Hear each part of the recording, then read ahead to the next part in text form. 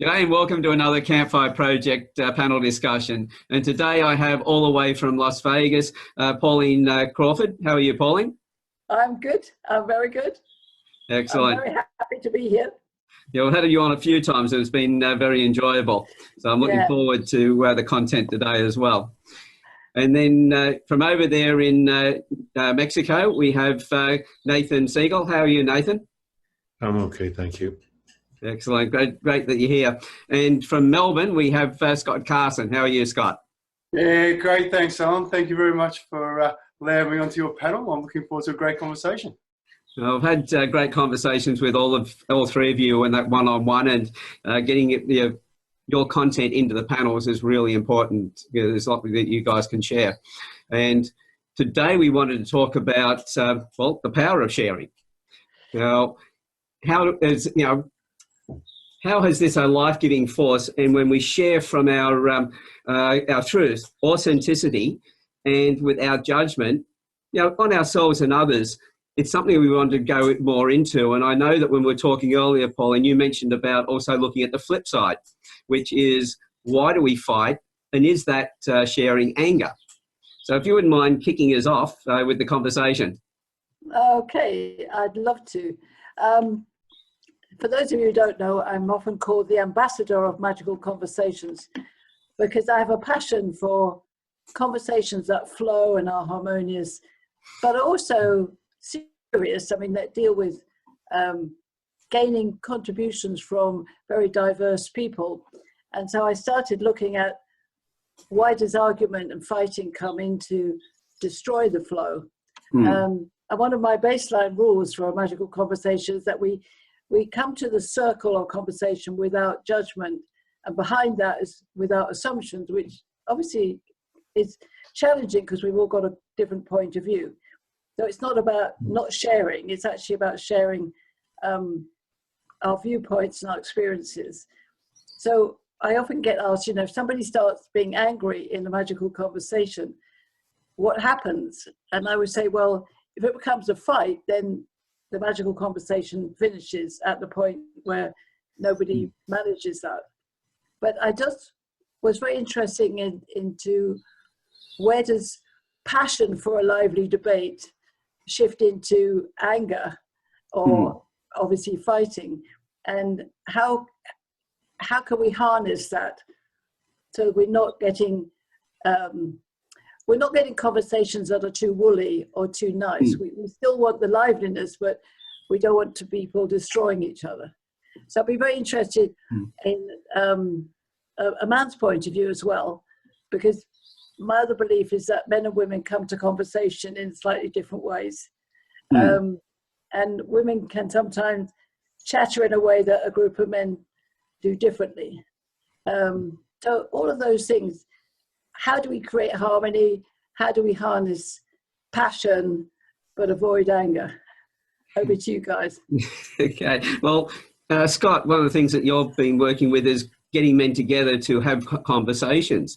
How are you finding those conversations flowing in line with what Pauline's been talking about? Yeah, that's a great thing that I've actually been able to be a part of. With my group, Sunday sessions, it's a bunch of guys getting together to go for a walk, jog or run. And I'm finding vulnerability seems to be the key to every great conversation. Something happens while we're doing something physically and I'm not fully understanding of the science at this point, but I'm looking forward to understanding that because the conversations we're having are extremely deep because each of us is able to be vulnerable. When we're actually sharing these stories, we're all learning. And some of the greatest parts of Sunday sessions have been guys coming back 2 or 3 months later, remembering a story and actually using that truth or authenticity of that scenario into another story, which has helped them through life. So yeah, I'm looking forward to getting right into this conversation. Excellent. And what about you, Nathan? Well, I have a bit of a different take on it simply because of something I discovered about, a few days ago, really. But a long-standing problem that I've had in my life is hatred. And as Alan knows, I come from an extremely abusive background where I was the family scapegoat. And the only way I was able to stop it was to go complete no contact with everybody 8 years ago. But then I got sucked back into the system, family dynamic. After my mother died about 1.5 years ago, I learned about the teachings of Ross Rosenberg about narcissism. And when I watched those videos, everything fell into place. I finally understood what happened to me and how I'd been suckered. But it also reaffirmed that the only way I could stop everything that was going on was permanent no contact. It was the only way. Well, just too much violence, too much abuse, too much blame. And I said, I've had enough. I take responsibility for what I did, but I don't take responsibility for you. And I know it's never going to stop unless I stop it. So I stopped it as best I could. And now it's like permanent no contact. But like I said, it brought up a tremendous amount of hate towards these people and other people who had caused a lot of abuse in my life. And so I was online, I was doing some searching, and I put a link in the chat. It is, as part of my search, I found an old site, an NLP master guy by the name of Steve Andreas. And I think I actually spoke to him years ago. But the site, the topic is about resolving hate. And it goes into quite a bit of detail of how one can use NLP to let go of hate in your life. And I used what he had put up on that site. I used it for everything to do with my family, and also a government agency in Canada that caused a tremendous amount of pain in my life. And I used it for all of those. And one of the things that happens for me when I'm dealing with stuff like NLP is that inevitably there's imagery involved, sound, whatever. And there's a process to go through, and then I come to like an endpoint, but it doesn't stop there. Quite often the so-called endpoint, it seems to end, but I notice when I come back to it days later, it's changed. Things have moved on. And what I've noticed is that a lot of the stuff that I had went from like, say 100% as a pain level down to about 10. Now it's down to about maybe 2 or 3. And that's, for me, that's really typical with some of these processes. So I've gone through a lot of NLP counseling over the years.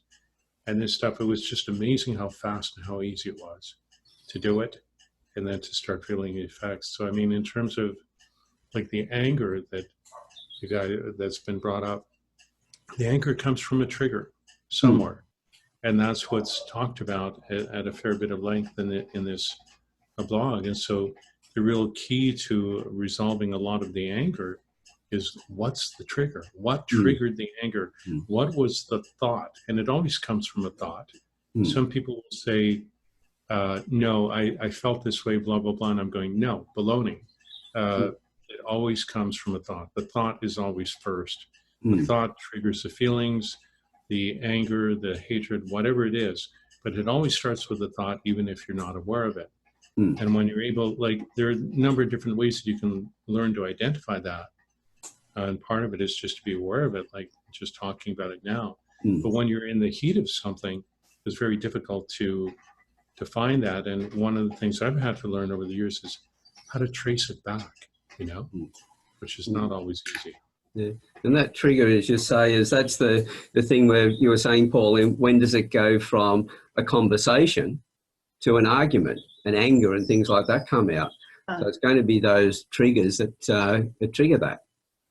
Yeah, well, it's interesting, and I really I honor what you've both said, and especially Nunes. And I think one of the things that we could do inside that magical conversation is, if somebody is really angry, to find out what the trigger is and hold them in that space of love and forgiveness, and without getting into, look, you're wrong, you've got to leave.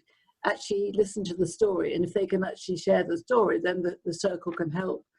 It's like I always read about sort of primitive tribes. When somebody had been very bad or behaved badly, they weren't chastised by the tribe. They were actually put in the center, and actually the circle would actually be grateful to them for what they had done well, so that they saw themselves not, they still had to take responsibility for what they'd done, but they were held in a positive space in order to see and feel the forgiveness that they had to have for themselves. So I think it's very interesting that the journey that you've been through, Nathan, to see those things unfold and your numbers go right down. That's a wonderful story. It was pretty amazing to do it. I mean, like I said, I've experienced NLP in many other ways in my life, and it's kind of interesting now because when I think about it, I just feel almost nothing really. Yeah. Where there was a tremendous amount of anger, a tremendous amount of hate for many, many decades, and then just finding this and going, and I have enough experience with NLP that I can do a lot of this stuff for myself. I've been guided through it many times, but I've studied it quite a bit over the years. So if somebody gives me the tools and they say, do this, it's like, oh, okay, I can do that. And so I have the confidence to do it. And like years ago, like one of the problems I had was a thing to do with post-traumatic stress disorder. And I went through several different exercises with a coach, NLP coach about it. But the one exercise that he gave me at the end, which completely wiped everything out, it changed my personality in seconds, was a technique in NLP which is called anchoring. And in human beings, we do anchoring all the time. Like an example is it's a nice summer day, you're in a convertible, nice, beautiful car, you're with your significant other, you're on this highway, you drive up to a beautiful suspension bridge, and as you're driving across the bridge, the music of Steely Dan comes on the radio, and the song is Deacon Blues. Okay, so after that thing, you've probably forgotten all about that until you hear the song Deacon Blues again. What's going to happen? You'll remember everything to do with the event.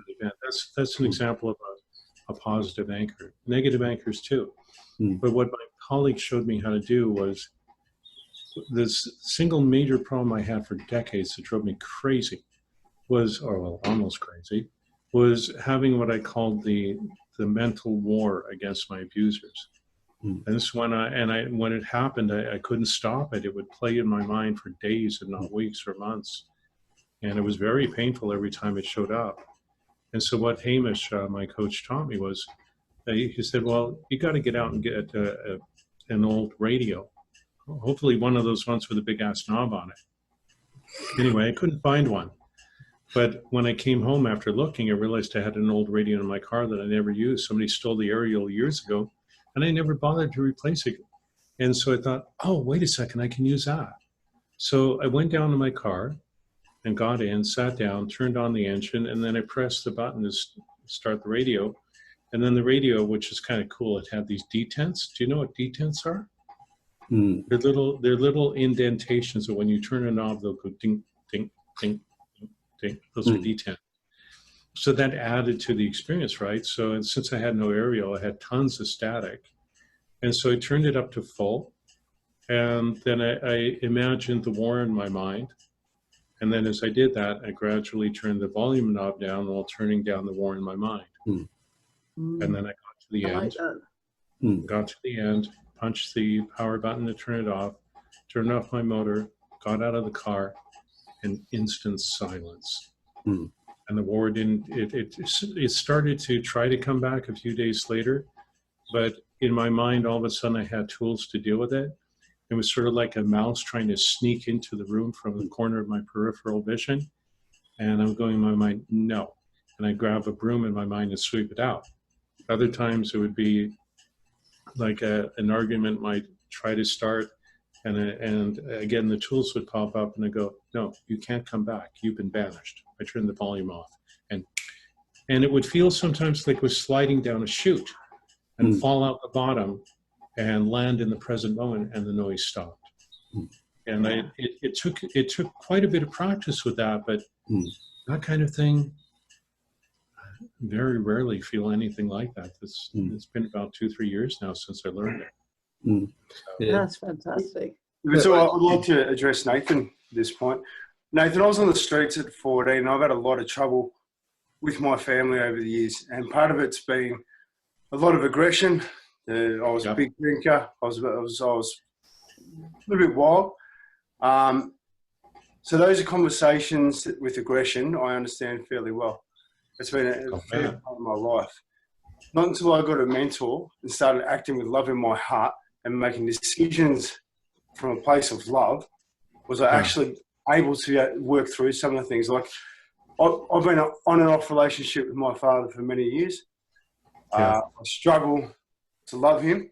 I had dinner with him last year and I sat down with him and I went to try and give him a hug and I felt tension and anger. And it really hit home, the power of anger and how much it affects me. Because sitting across the table, he's a guy that, you know, didn't know any better. He had a tough time growing up and here's me trying to come from a place of love to try and deal with this. Now, I left that conversation. For a week afterwards, I was just angry.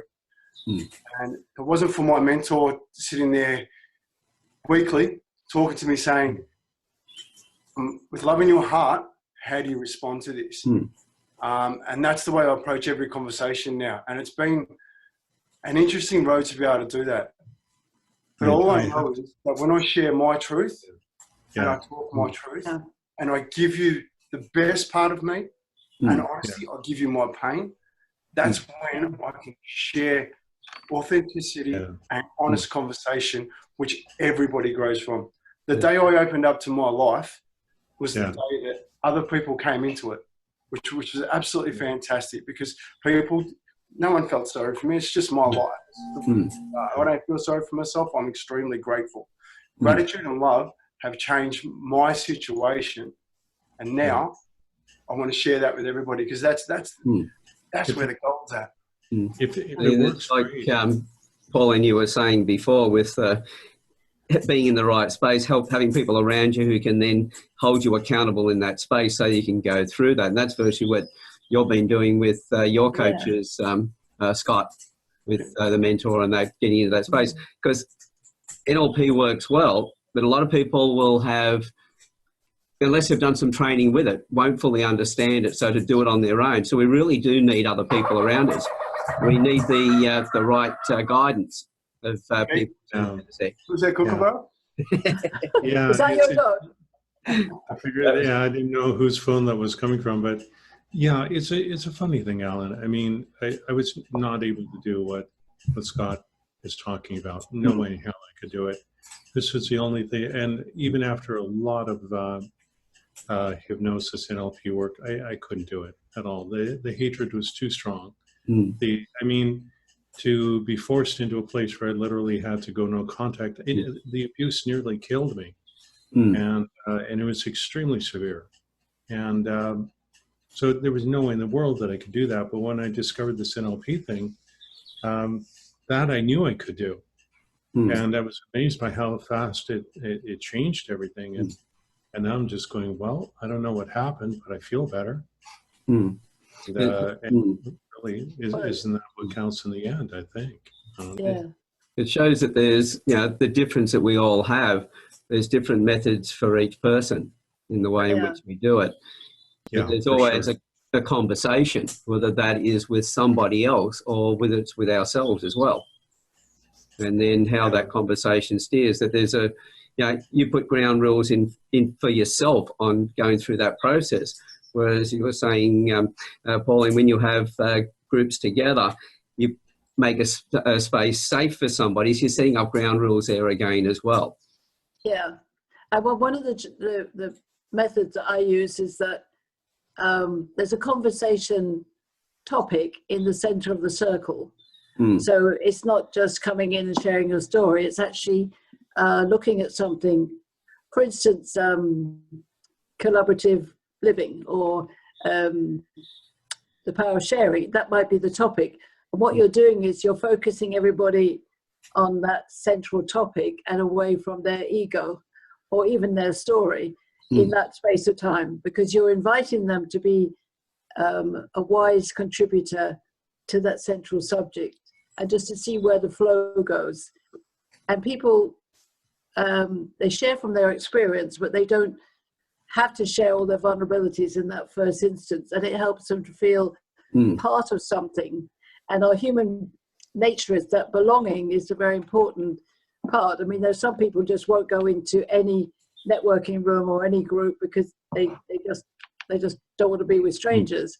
So it's about engaging that almost anonymity, but also it's okay to be here. You don't even have to really, if you don't want to, you don't even have to tell us anything about yourself, but you're still sharing about an important topic, which is about life. Because the other thing I was going to suggest in here is that the power of sharing is also about forgiveness. You mentioned, Scott, you mentioned gratitude and you know, moving away from angry situations. There's an amazing story, and I can't remember the name, but there's a woman who forgave the man who blew up her father in one of the Irish atrocities. And she made the point of kind of befriending him in prison over many, many years to find out. And they eventually did become friends, and they've had forgiveness when they actually met. And she said it was very difficult, but she forgave him, and they now go out and talk about forgiveness to audiences. Yeah, I think powerful. I think that's the most powerful thing I've ever come across. Like, there's been certain circumstances in my life that have just been interesting and, you know, been very opportunistic. And I'm now forever grateful that they actually happened, because they built me. In every negative, there is a positive. Even if it's the fact that you know what not to do. When you find that little thing to be grateful for, it changes a subject, it changes the situation.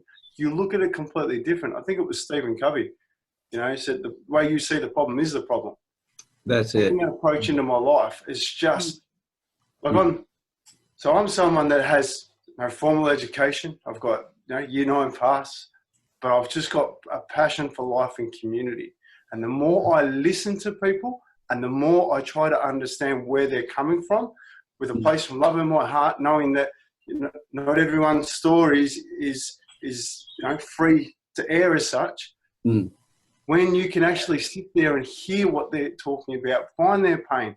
And look, I'd love to spend some time with Nathan, because there's inside that pain, there's actual gold. There'll be something in that you don't see, but when you find it, oh my God, things change. Things become so different. They become beautiful again. You know, and then you're grateful for that situation, for the lesson that you've learned. Yeah. So most people seem to believe that forgiving the other person's about the other person. It's got nothing to do with the other person. It's about what's going on inside you, because every thought we have creates a chemical reaction. And those chemicals are flowing through our blood supply and going to every organ of our body. So it's, as they say, it's very true. You know, being angry at somebody else is like taking poison, hoping they will die. You know, it doesn't get rid of that. They don't even care. They don't even think about it, but it's the effect it has on us. So how do we change that to change the way we're thinking about it? And in some cases, very hard to go, well, you look at somebody who's done all these horrible things to you, to go, oh, I'll look at them with some gratitude. So it's a big shift from being one side to the other. So there's different ways in which to get there, as Nathan has said, with the NLP being one method, gratitude with Scott. You know, having those meaningful conversations. Everyone's going to be different, but at the end of the day, if you're holding on to the anger, you're the only one who's suffering. Pauline mentioned, nothing to worry about. Yeah, Pauline mentioned the boundaries to do with these conversations, which is hugely important. But as I've discovered in my life, and I wound up writing about it at great length, excuse me, boundaries don't always, boundaries only work if the people that you're with respect them.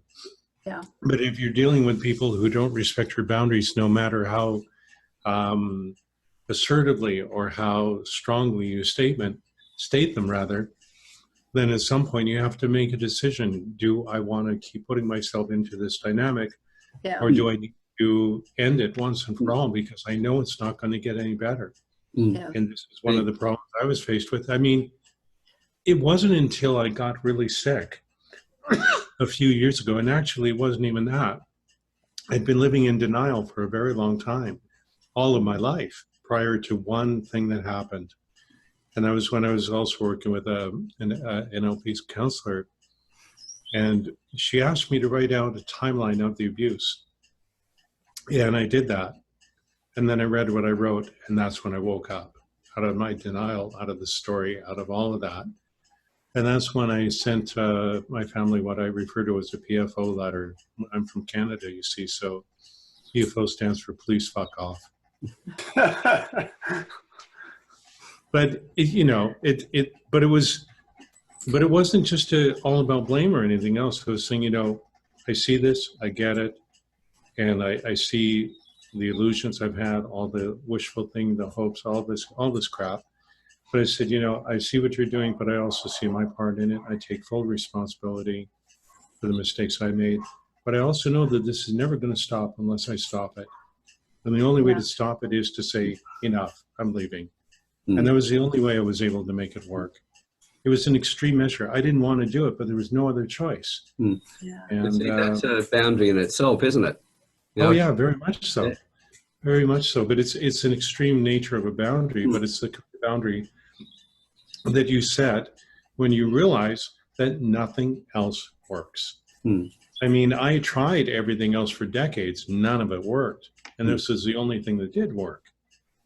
And then learning about what happened afterwards, like I said, the Ross Rosenberg stuff, that stuff was huge. Amazing stuff, like really, really, really good. When I saw this, like, oh, now I understand, finally. It only took me nearly 60 years to figure it out, but, but I finally understood, it just went, oh, well, now I understand I don't have to do this anymore. I know how to stop it and just keep it stopped. And it's like, cool. But the hardest part about this thing was not all that other stuff, but it was the loss of family and loss of those connections. But there really was no other choice. And I've read about this at great length. Other people have done the same thing as me for very similar reasons. Doesn't make it any easier, and I knew it was going to hurt for a long time, but I also knew I had to do it, so I did. So it's a matter of looking at the situation and then working out, well, what's the best way to handle this? And then making that decision and then sticking by it. Pretty much. The no contact decision is extremely hard. And emotionally, I felt really sick from it for a few years until I finally started getting used to it. And I knew I was going to experience it, but it was just one of those things. It's like when you know that there's no other choice. So, well, there were two choices: stay in it and die, which is I came very close to dying, becoming very ill. I almost died at one point. Or say no, close the door, and learn how to live by myself and live. Those are my choices. It was real simple. I'm proud of you for making those choices, Nathan. What's that? I'm proud of you for making those choices and understanding that you're actually worth it. Because that's half the battle in anything, is understanding that you're worth it. And you take pride of yourself and protect yourself. That's a hard thing to do. It took me a long time to do that. So many times we'll stay in the situation where it's pain, it's not doing us any good, and we stay there. But then we make that decision. We talk about it being a hard decision, but it's one where we're moving forward to a place where we're making positive changes in our life. And that's quite difficult. The only reason it happened is because of being asked to do that exercise. That's what woke me up. Because what happened is I read the exercise, I read what I wrote, and there was a thought that popped into my head, which was, why am I still talking to these people? And the instant answer in my mind was, because you're family. And then the other part of it was, but if I remove the label of family, I would never, I forget exactly, but if I remove the label of family and look at the behaviors on their own, I would have ended the relationship decades ago. And I remember, and this was part of my letter, I said I would never have allowed any friend to treat me the way that you do. I've allowed the label of family and all the implications of what that means to blind me to the truth. And I said, when we get together, there's violence all the time, lots of abuse, and it never ends. And I said, the only way I can stop it is I take responsibility. I also see what you guys are doing, and I will not put up with it anymore. I said goodbye. No more. Don't try to find me. Don't call me. And that was 8 years ago. And then I still know it was the right decision. It wasn't easy, but it was necessary. So decisions we've got to make in our lives. Do we stay around those people, or do we move on? It's like when I met you, Scott, we talked about how you'd heard that we are the average of the 5 closest friends we have around us, and you looked at the friends you had and you went, time to get some new friends. Absolutely. That decision to move forward. It's a funny thing too, because sometimes some of my best friends are actually online. And that they're not people that I see physically, like a buddy of mine that I was talking to in marketing yesterday. We were talking about something, and he just walked me through a few things, and he said to me, "You're in better shape than you know. You just need to do X, Y, and Z." And it's like, oh, okay, that's cool. But that's a great point, because sometimes, which is something that we've spoken about before, when you're inside the box, if you picture yourself standing inside a room and you look around, you can only ever see 2 sides of that room. You actually need somebody outside that room to see what's inside the room so that you can grow. I.e., Nathan, you found NLP, and that's helped you. So you've got to find those. You either got to get yourself out of that room into a completely different place, different location, different mindset to be able to see what's in there, or you need somebody in your life that's going to be able to stand outside and help you out. And most importantly, they can't get inside that room with you. If they get inside that room with you, they're in sympathy mode, and you're standing back to back, side by side. You still can't see all corners of the room. Got to be an empathy mode where you're outside the box or outside the room looking in, and that's where I sort of see everybody that gets help, works through help, has somebody outside that box. And, I'd like to qualify that empathy a little bit further as well while you're on it, is that everybody thinks that emotional empathy is where we should be, but emotional empathy is getting in the box with the other person. Where we should be going to is the compassionate empathy. As I understand it, there's 3 levels of empathy. Cognitive, which is where we recognise someone's in pain, and everybody needs that. Even as they say, even a torturer needs to have that empathy, because they can't know they're doing their work if they can't see the person's in pain. The next one is the emotional empathy, and we see it every day on Facebook, and people will make a comment and people then jump in and they take sides. And that's the emotional, where you feel the other person's pain. But the most reason that people get aggravated about it is that when they're feeling that pain, they don't want to feel the pain. So they get involved in it because they want to remove themselves from the pain, but they can't remove themselves from that person. So they become part of the problem. Or you step back from it and you go, I can see you're in pain, I can feel your pain, but let's look at a solution on how to change that. And that's why, as you say, with that particular type format there, Scott, the person's got to be outside your box. They can't climb in there with you, because then they do, it's emotional empathy and nothing goes anywhere except spirals out of control. There was another, to do with the whole NLP thing, I was a part of a group where we had different people who would get into their stories in such a way that they would wind up, at least in the group, this is the way that it was described to do with NLP again, is spiraling and spiraling down, going into this kind of a hole. And what we had to say, what I said too, to several of these people, and said, I get what you're doing, I get where you're going, but I am not going into that hole with you. I won't join you in this cycle of misery that you're going, but I will stand outside the hole, and I'll imagine that you're a rabbit. I'm going to grab you by the ears and yank you out. I think somebody did that. We actually did that in a few cases with people where we would quite literally shock them, because a technique you can do is called a pattern interrupt, which can be really effective. You guys know what that is? Yeah. Okay, cool. So if you do some, well, I think the pattern interrupt is really good, and also, like you said, Scott, changing your perspective, or literally just walking away from a situation and then coming back in through another door. It's like you see it differently, and that's a pattern interrupt. But it's I think it's so interesting listening to this. As human beings, we like to belong. It's a human characteristic, isn't it, that we want to belong. And if we're belonging to a negative situation, and that's what happened with you, Nathan, it's drawing you down. But that the only way we can create value is to create it in ourselves. And then we can give that value to other people. And if they share it with us or belong to us, then we can create a community. And that's my mantra. That's my kind of, it's like a Buddhist mantra. It's that we've all got that cycle of intention. It's just that sometimes we can be at different levels of awareness. And, you know, what you're saying is that if we're around negative people and we believe we have to stay there because we're family, we'll get dragged down.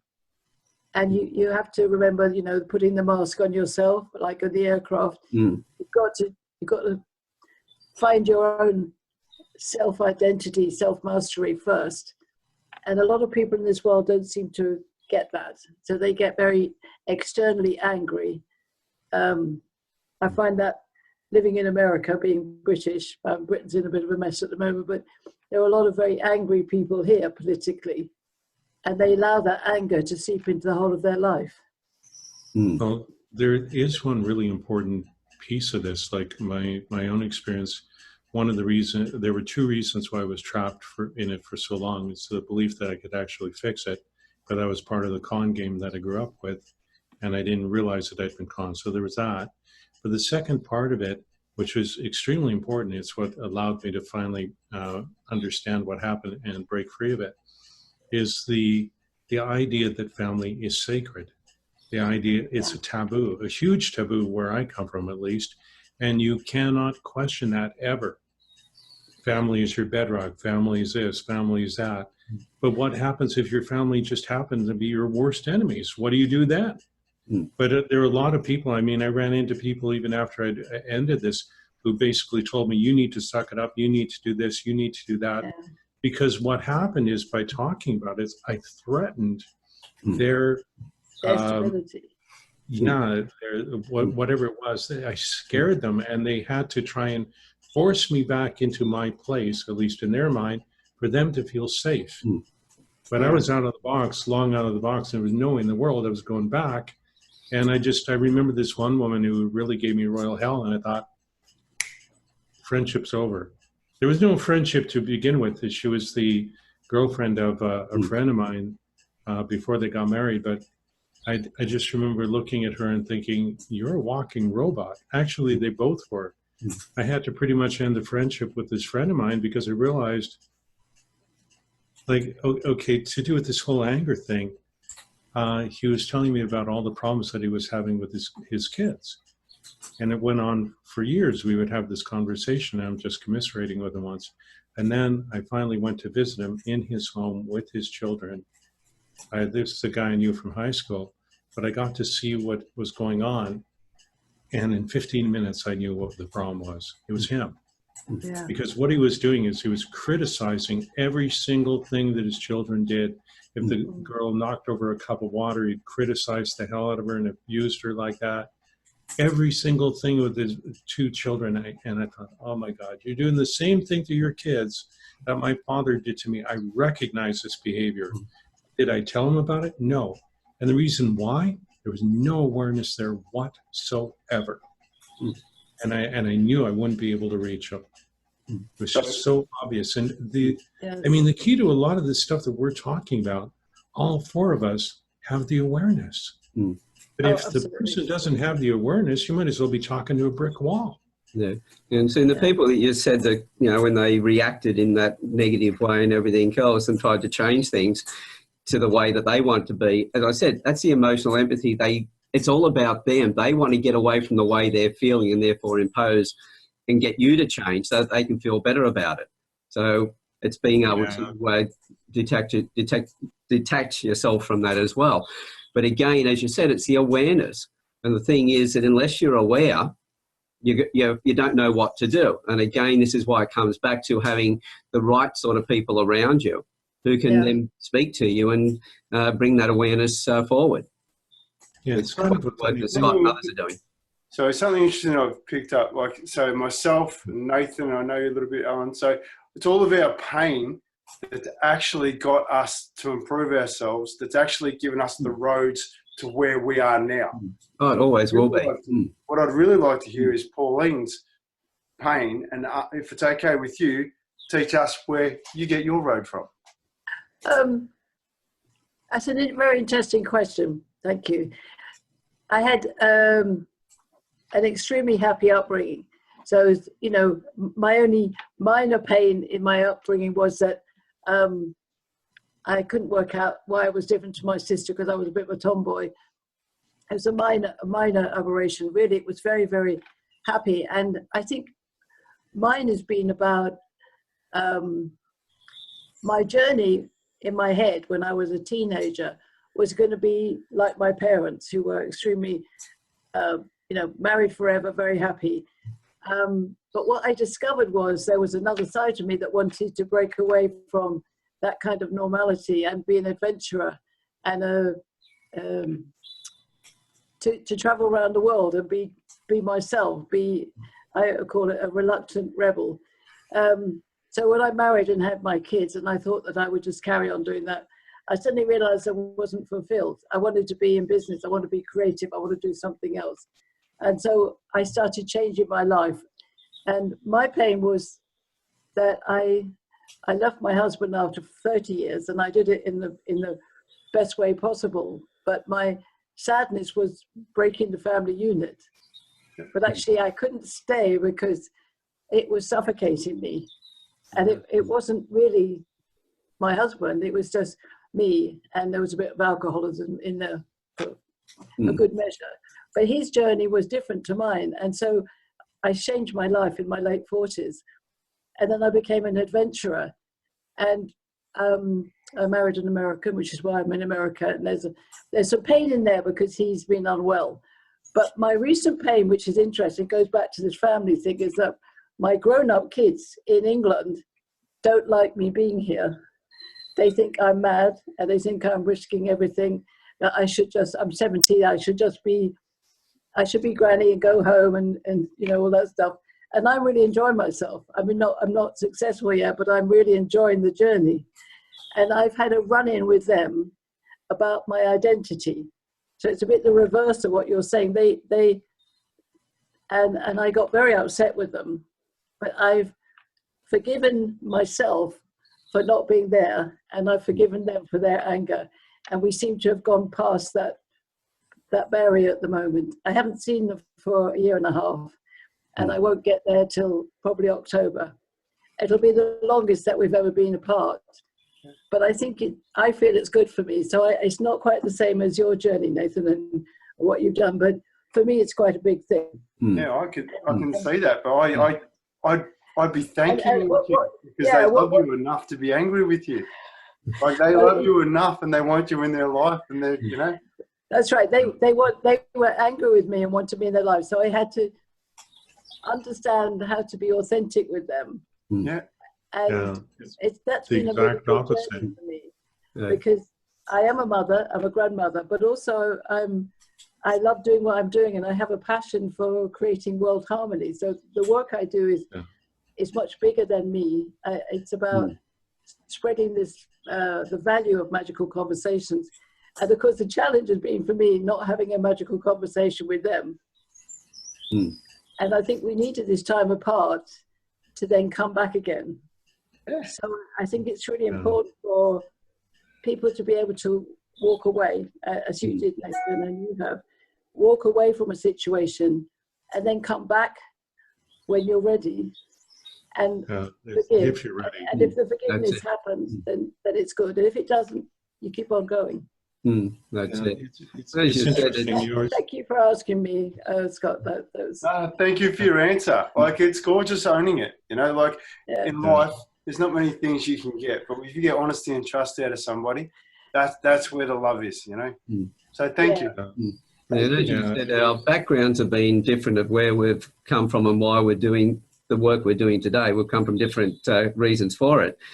But the one common thread is that passion to do something that's greater than us. While it's just focused on us, that's when we get caught up in our pain and our anger and everything else.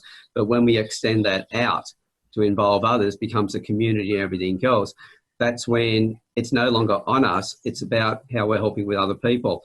And the one saying that I've really loved that I heard not too long ago was that what we do for us dies with us, but what we do for others and for the planet isn't always will be eternal. And I've love that statement. And I think if we look at everybody who's out there who's working with groups, whether it be women or with their men, whether it be with children, etc., they've all got that desire to be something greater than what they are themselves, within themselves. And I think that's one of the big, quickest ways to, as you've mentioned before, Scott, about healing ourselves as well, is when we look outside of ourselves, we have that gratitude and want to extend ourselves to help other people.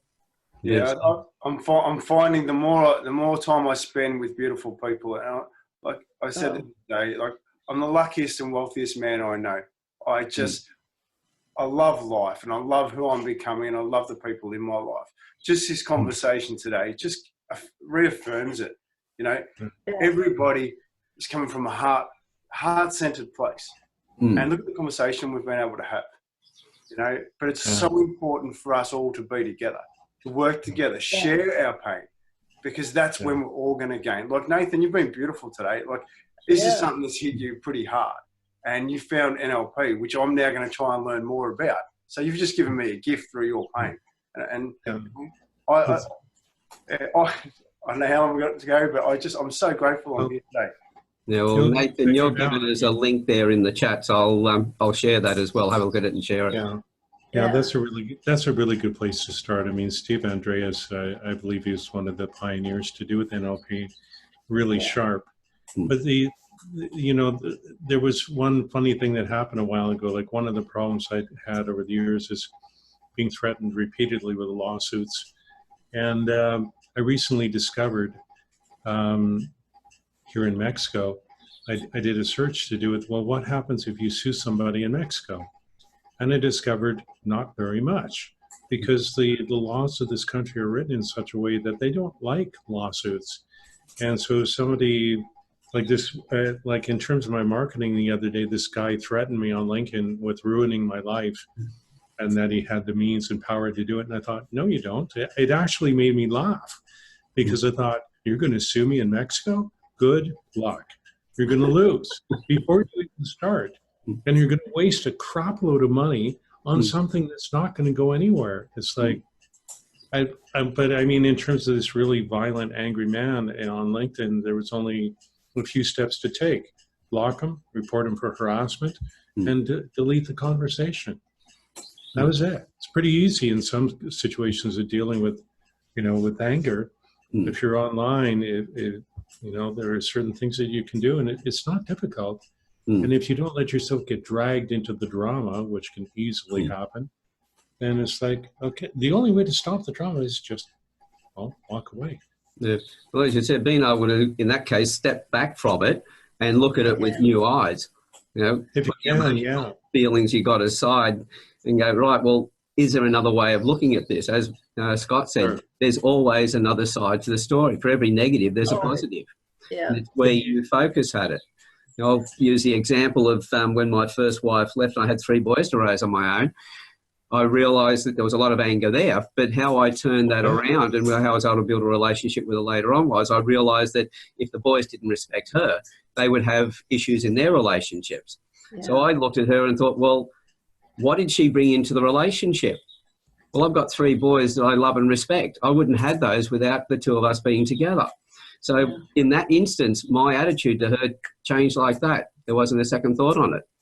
So that's the thing. If you're able to step away from something and look at it in a different light, you'll get a different feeling towards it, different understanding. If you can't do that, there's like the work that Scott's doing, find somebody who can be with you, who can then discuss that with you. But as you said, Pauline, not getting into that, getting the empathy right. Getting the right form of empathy and not getting caught up on the emotional empathy, but the compassionate. You're going to help somebody. How can I look at this differently with you so that you can see it differently to the way you're looking at it, so you can make a different decision? Yeah, there's another aspect to it, and I'm not going to get into a detail about it because we're running out of time, but in Buddhism there are 2 types of compassion. There's genuine compassion and what they call idiot compassion. And idiot compassion would mean going back to the person who keeps hurting you in one way or another. But genuine compassion would be when the situation warrants it, winding up with a baseball bat to nail somebody in the head to knock the sense into them that It's where you step into a different way of being, and you just give somebody a good sharp smack, literally, or not literally, sorry, figuratively, in a way that breaks the dynamic. It's a pattern interrupt, it's a whatever it is, to change the dynamic so that you're not in the same situation. Or like you said, just stepping back. There's so many different ways of doing it, but the key is to get away from the situation that's causing the problem so that you can look at it differently. It's like, well, what do I want to do here? And sometimes a good sharp smack with a frozen fish will do it, you know? Yeah, and that analogy of the smack, I've heard it quite a bit, and it's, as I was always pointed out to me, was that those that do the, you know, around you being friendly and everything else are not necessarily your friends. And the person who comes up, and with that term, you know, tough love, and the person comes up and speaks in the way that you really need to be spoken to, and not just be cuddling you and saying everything's fine. Well, it's, to my view, it's like helicopter parenting. You wrap the kids up in cotton wool and they grow up with no boundaries, no idea of how to be adults when they get there. So you've actually robbed your children of those experiences. Being a parent means that you are tough on them at times. You know, that figurative smack that you give them, in, you know, the realization, hey, what you're doing is not the right thing. You need to do it this way. That's what we need. Quite often it's difficult to find the people who can do that. As you said, there's a lot of idiots out there, idiot compassion, who will try and, you know, because they want things, they want to feel comfortable in themselves. Yeah. There's one situation. That's where you find your true friends, I find. If the ones inside you who are prepared to give you a literal smack across the face, say, hey, that's not on. You're bigger than that.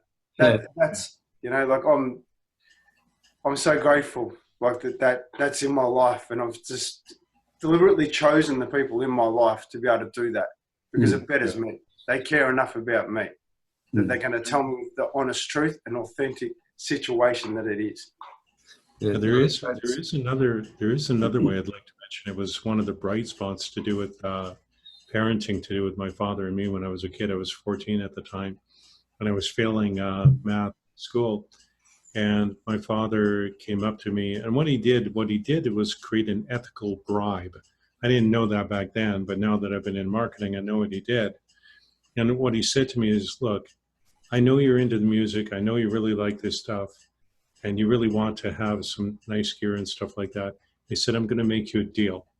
He said, you get your marks up, and I'll get you the gear that you want.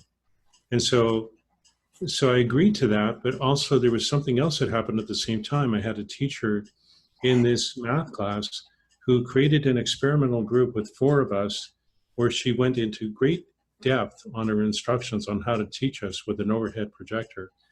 And so that made my life much easier. So between that and what my father did, and I remember very clearly, my marks went from 20 to 55 to 77 and 92 by the end of the year.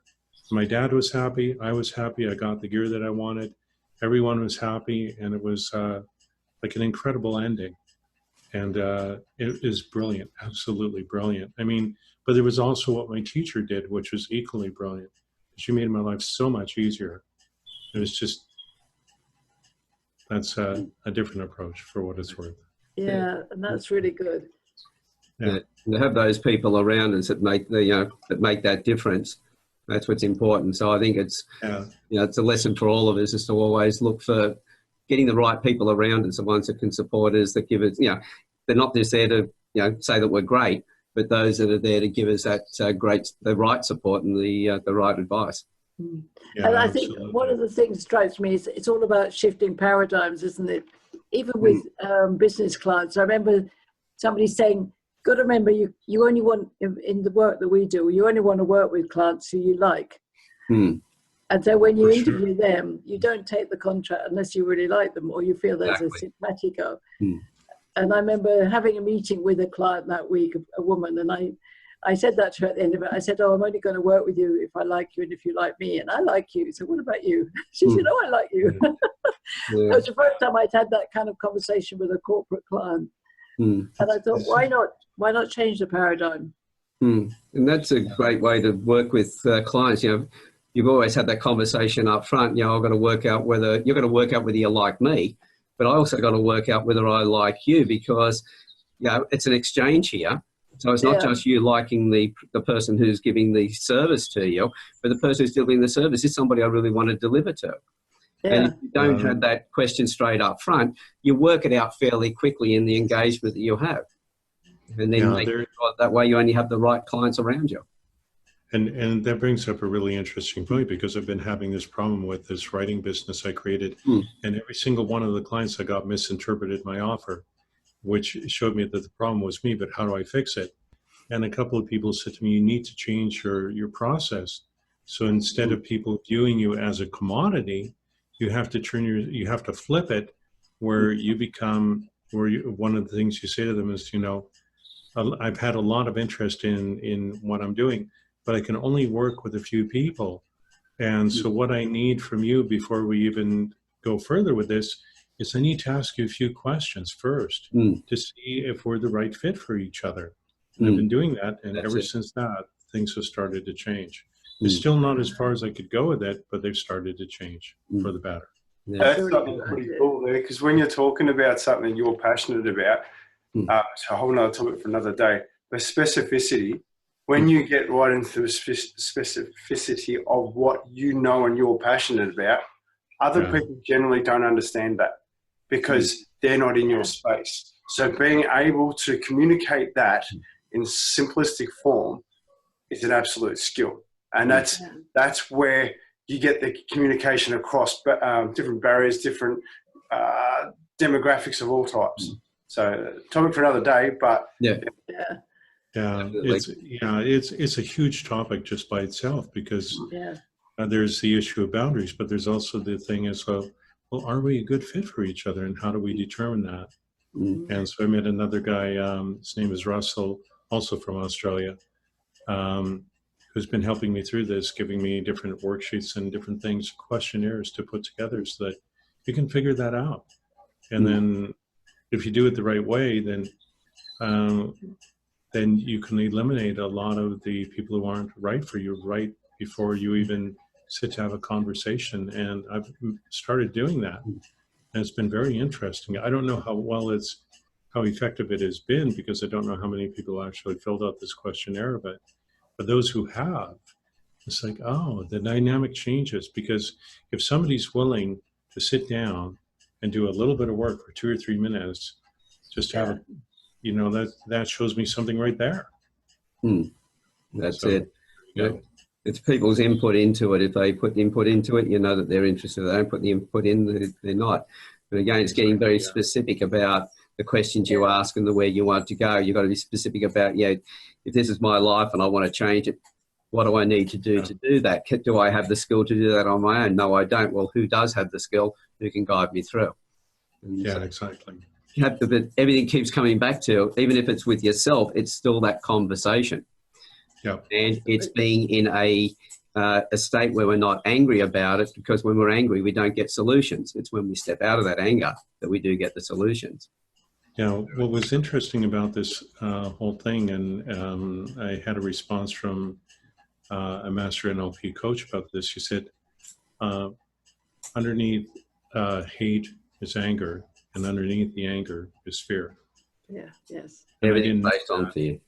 I mean, and if I looked at the situations that I was dealing with, there was a tremendous amount of fear. Terror, actually, for me, was some of these things. It was really bad. It crippled me for years. I couldn't look at it because I was so terrified. But fear has always been used. It's been used by marketers. It's been used by education departments. It's one of the greatest drivers. So if you understand the fear factor you can put on people, you can get some really great outcomes out of it. But it's not the ethical way to do things, as far as I'm concerned. I guess it depends on how you do it. But if it's a door opener, but you can switch it to something else, or you're not stuck in that would be something else. That's exactly right. Okay, well, as you said before, Nathan, time's been getting on as well, and we're pretty much run out of time.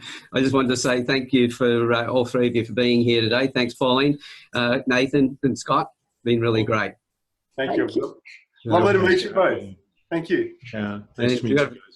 And to everybody else who's listening in, we'll see you all on the next Campfire Project panel discussion. Bye for now. And remember, if you're out there and you'd like to have a chat one-on-one, and share about yourself. Because one of the things is I had a few people who have wanted to put up posts on the site. The posts are restricted to the people who have given themselves time to come up and be seen by everybody, giving themselves credibility. That way, when they want to put something forward that they're doing for other people, they're coming from a place of credibility. So if you'd like to get involved and start sharing the things that you're doing, come in and share your story, first of all, in the Campfire project. Thanks very much, everybody, and we'll see you all later on. Bye for now. Thank you, Alan. Thank you, Alan. Thanks for having us. Thanks, guys.